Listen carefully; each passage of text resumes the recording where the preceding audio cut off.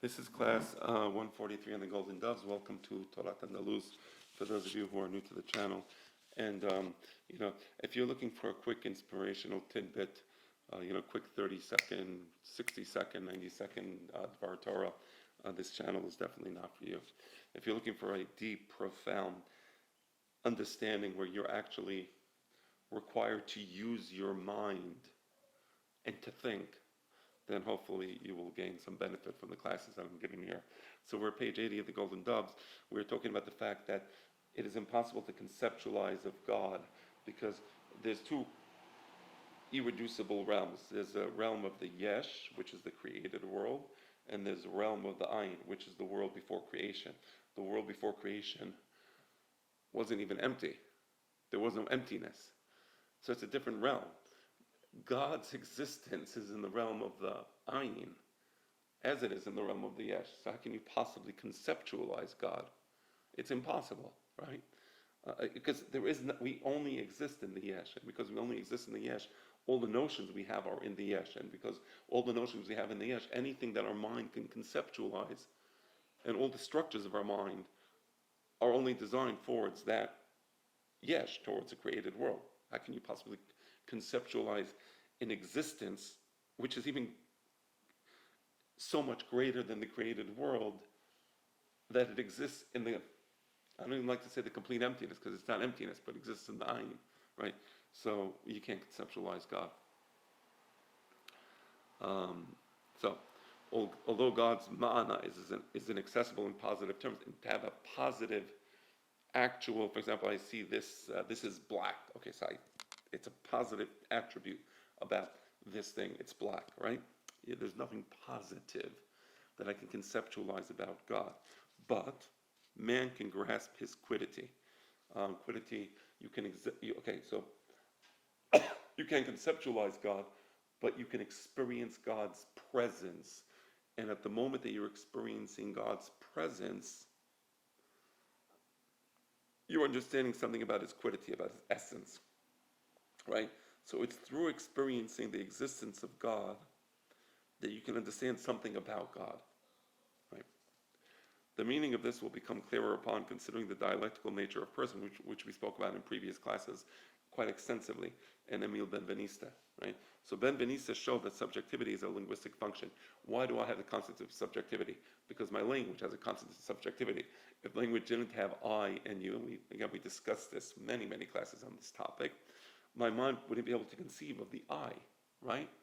Right? It's only because language posits the I as a subject. And in my mind, oh yeah, there's an I. So we take that as, granted, which came first, the chicken or the egg. Let's assume that language came first. So if there was no language, there would be no concept of I, right? So that's the idea of linguistic subjectivity, right? It is only in the act of speech, and that's a great Hidush of Benveniste. It's not just I can't conceptualize of I outside the context of linguistics. It's at the moment that I'm speaking that I say, right? That I say, I am happy, right? So I just posited myself as a subject. That's when the subject exists, right? It's only at that moment that there's an I. If there's nobody saying I, there is no I.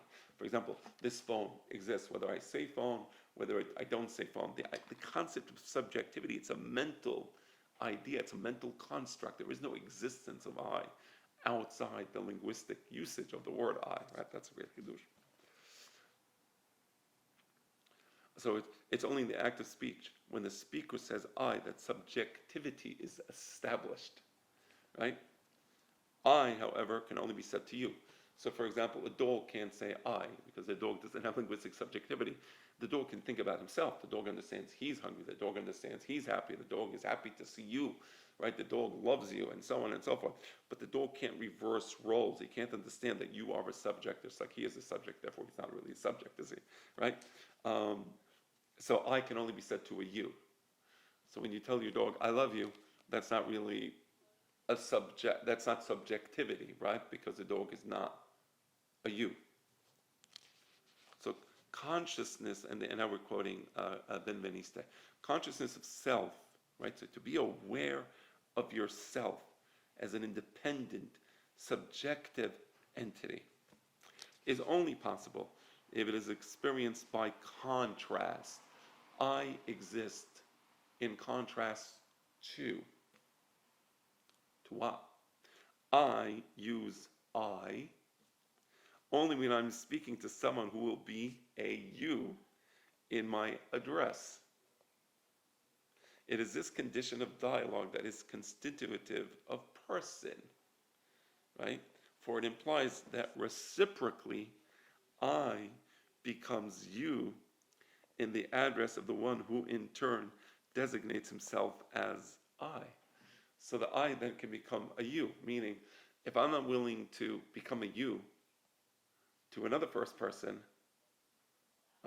that's not subjectivity, that's narcissism, right? That's not subjectivity, that's extreme ego, that's egocentricity. But I speech means you're allowed not to posit yourself and to express your subjectivity to me, right? So it's this dialectical relationship. Language is possible only because speaker sets himself up as subject by referring to himself as I in his discourse. But again, the I can only be expressed to the second person.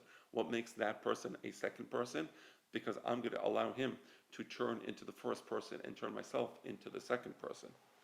Because of this, I posits another person. So I can't just say I in the abstract. I'm always going to say I to a second person. Otherwise, it's not an I, right? So when the minute I say I, I'm assuming another person. The one who, being as he is, completely exterior to me, it must be exterior, because if it's not exterior to me, that's a narcissistic relationship, right? But many romantic love relationships are actually narcissistic relationships where the subject projects himself onto the object of his love, right?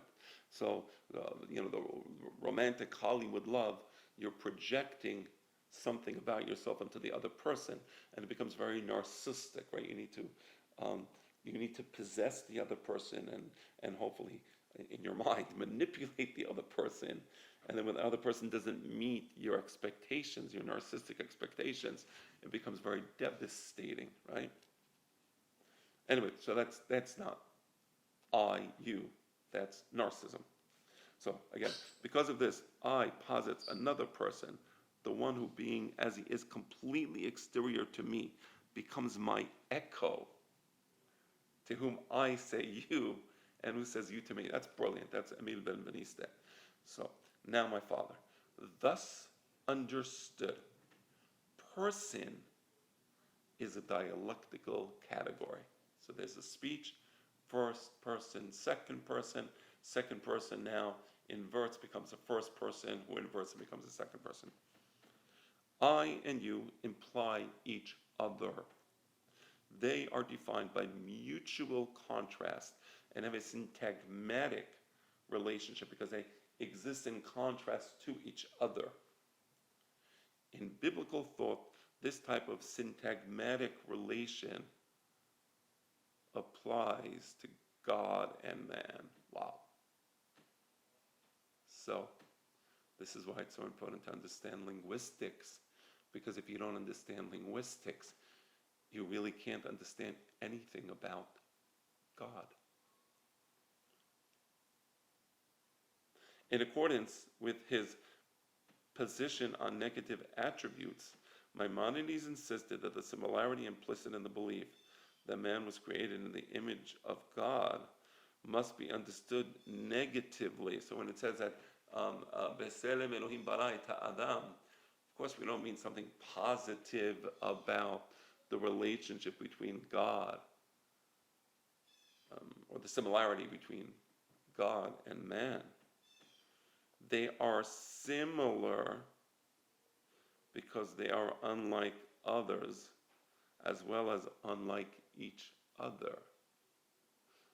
So, man and God, unlike others, can posit themselves as linguistic categories, first person, second person, but they're also unlike each other, right? So Tselem Elohim is a negative idea, not a positive idea.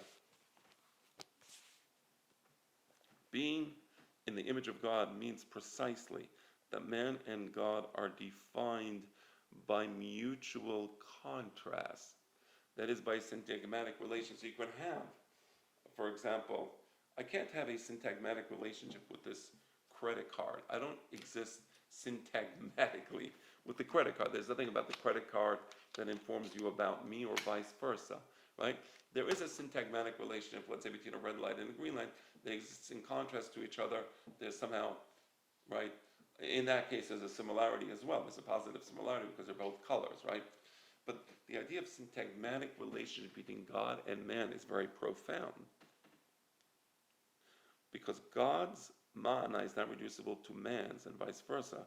And syntagmatic relation is established where each one is defined in terms of opposition to the other, right? Negativity is the ground for this type of relation. So we're going to study a little more. What is the meaning of the relation between God and man? They're both completely different, and yet they can posit themselves as linguistic persons to each other, creating this syntagmatic relationship. That's where there is a relation between God and man. There is no chelek eloka mimal. I mean, that's just, again, that's paganism, and I'm sorry to beat a dead horse over the head so many times, but we really want to make sure that that horse is actually dead, right? And apparently it's alive and well. So I'll say it again. We are not part of God. There is no part of our soul that is in the tzotzo beloka or vice versa. That's just utter paganism. That's avodah zarah. A person who believes that, I don't know which olam haba they go to. Maybe they go to olam haba of the pagans, which is for us Gehinnom, but be that as it may. All right, so we'll study more about the negativity as a ground for the relation between God and man, because there's a lot to say that is positive over there.